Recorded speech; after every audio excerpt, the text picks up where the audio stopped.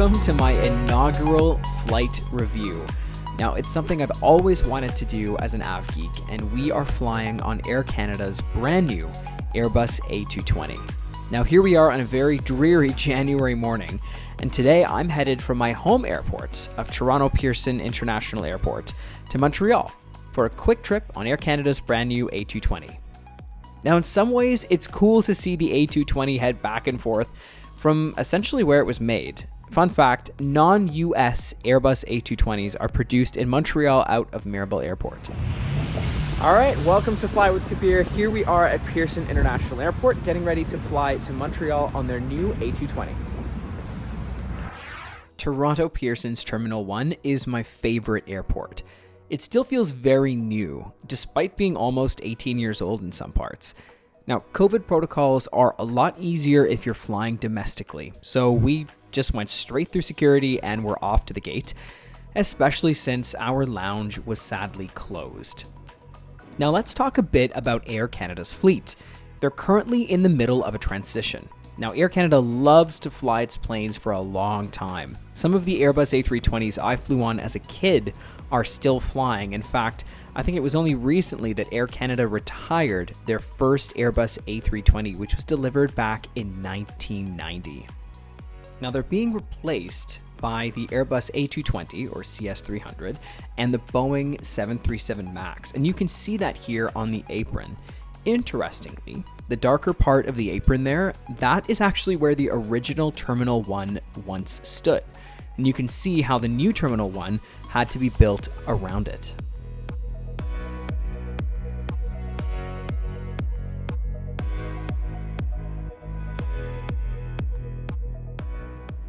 And then I spotted our beautiful new Airbus A220 taxiing to the gate, having just completed a quick hop from Montreal. Our aircraft is a 1.5-year-old Airbus A220, also known as the Bombardier CS300, registration Charlie Golf Juliet X-Ray Yankee, and she was delivered to Air Canada on May 29th, 2020. Flight radar is an av geek's dream. And I noticed that the inbound flight from Montreal only cruised at about 16,000 feet, which is interesting. I'm so used to seeing cruising altitudes at 30,000 feet or above. Anyway, here's some footage of some apron action. There was a ton of activity with inbound and outbound flights.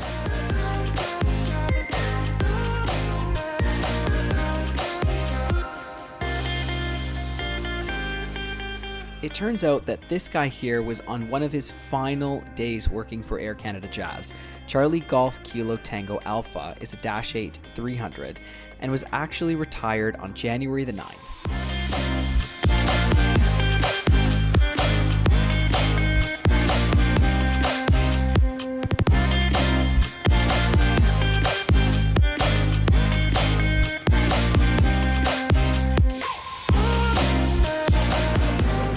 So I'm super excited to try Air Canada's new product, especially on the 220. I've never flown on a plane type before, but the product that I've grown up with, the A320 family with those older entertainment systems from the 06, 07, the A220 replaces all of that. And you'll find that new product on their 737 MAXs, their A220s, some of the 787s, if not all, as well as the 777s I think are being retrofitted now, as we speak. But she's here. She just got in from her inbound flight from Montreal, which is also where we're going. So I'm excited. So it turns out there's no crew right now, so we've delayed the boarding. So hopefully something happens. Hopefully someone turns up. That'll be good, but it's a bit of a shortage at the moment. Fingers crossed. Turns out, just a few minutes after they made that announcement, a crew arrived. So our delay wasn't more than about 10 to 12 minutes, but I'm sure it was still a mad shuffle getting everything organized for the flight to depart. Our seats for this little adventure were 16A and C in Air Canada's new economy cabin with a stunning wing view. Now, this is a massive upgrade from their economy of the past, which I'll be covering in an upcoming review on the return flight on an Airbus A320. Now, I'm about 5'9" and found that there was ample legroom, a full-size tray table, which I hope was cleaned. Always bring your own sanitizing wipes. The new IFE system is fantastic. Now, this has always been an area where Air Canada shines. Back in 2007, they were amongst the first airlines to include in-flight entertainment across their entire mainline fleet, all the way from their Dash 8 Q400s, CRJs, up to their 767s and A320s and beyond. And the mood lighting and the individual air nozzles were a great touch. I also wanted to mention that Air Canada is really good at communicating. I got real-time notifications from Air Canada about the delay and eventual departure of my flight, so good on them. Soon enough, the jet bridge was retracted and we were starting our engines to make the quick hop over to Montreal.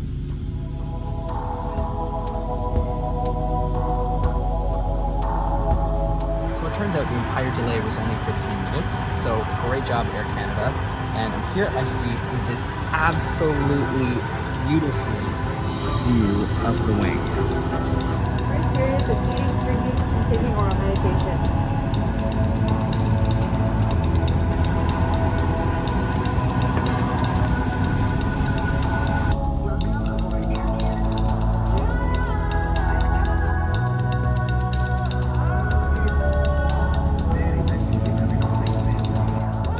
I've always loved Air Canada's safety videos. They're so elegant and refined.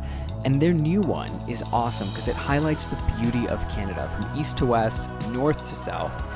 It's actually really innovative the way that they did it. As we headed out to runway 06 left for departure, there were a ton of flights departing, and it's nice to see aviation is slowly on the rise, and I'm glad that Canada's major airlines came out on the other side of this relatively okay.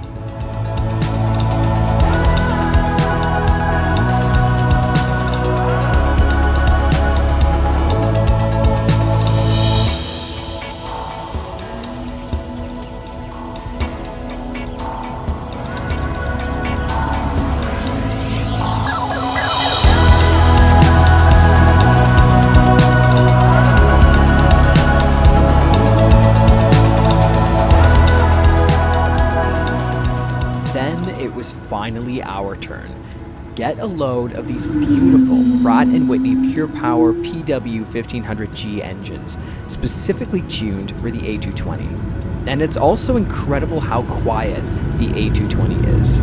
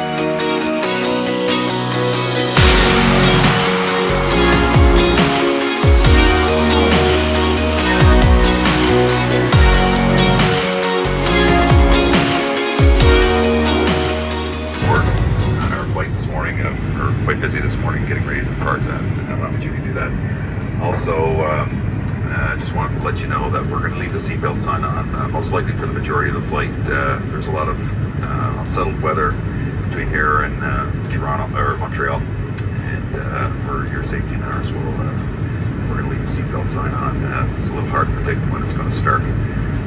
Should be anything more than light turbulence, though, I'm told. Should be in Montreal in short order. Overcast skies, temperature 3 degrees awaiting us. Welcome aboard. Happy New Year. I also got the chance to dive into the in-flight entertainment, which is extensive to say the least.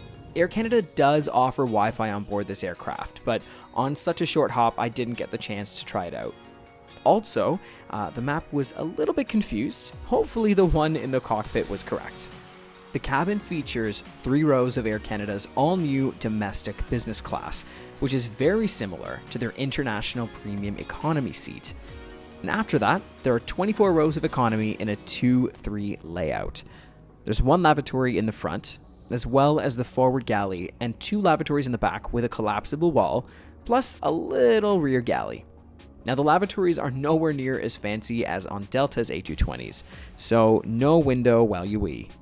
Air Canada's short-haul domestic service includes a clean care kit, headsets, and some pretzels, as well as drinks. And I'd also like to add that the cabin crew were super friendly on this short hop. It's a lot of work doing a full beverage service on a packed flight that's just under an hour. The buy on board menu was available through the IFE. Air Canada likes to call it the Air Canada Bistro. Not every single thing was available, but the selection was great, especially on longer domestic flights. Soon enough, it was time for a quick descent into a very snowy Montreal. Now, this was New Year's Day, so it was relatively quiet.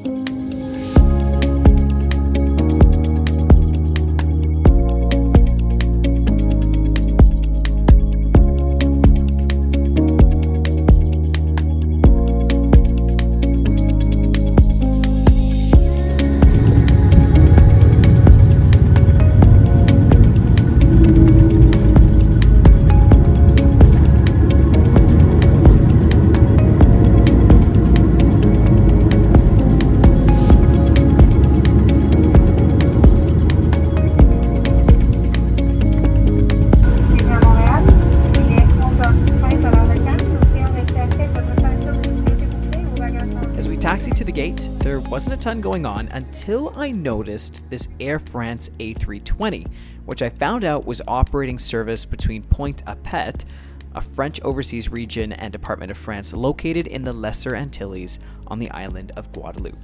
Now that definitely caught me off guard. I've always been a loyal fan of Air Canada, so it was really nice to try out their product. Have you ever flown Air Canada? Which airline should I try next? Leave me a message in the comments and I'll be sure to reply. I've also got a podcast called Keeping Afloat, which follows my journey as a cruise director. So if you're interested in that, I'll leave a link to it down below. And you can also find it on Apple Podcasts and Spotify. And there you have it, a beautiful trip on Air Canada's brand new Airbus A220. An absolutely flawless experience. I will say, I think I might have a new favorite plane. Thank you so much for joining me. Until next time, fly safe and be sure to subscribe.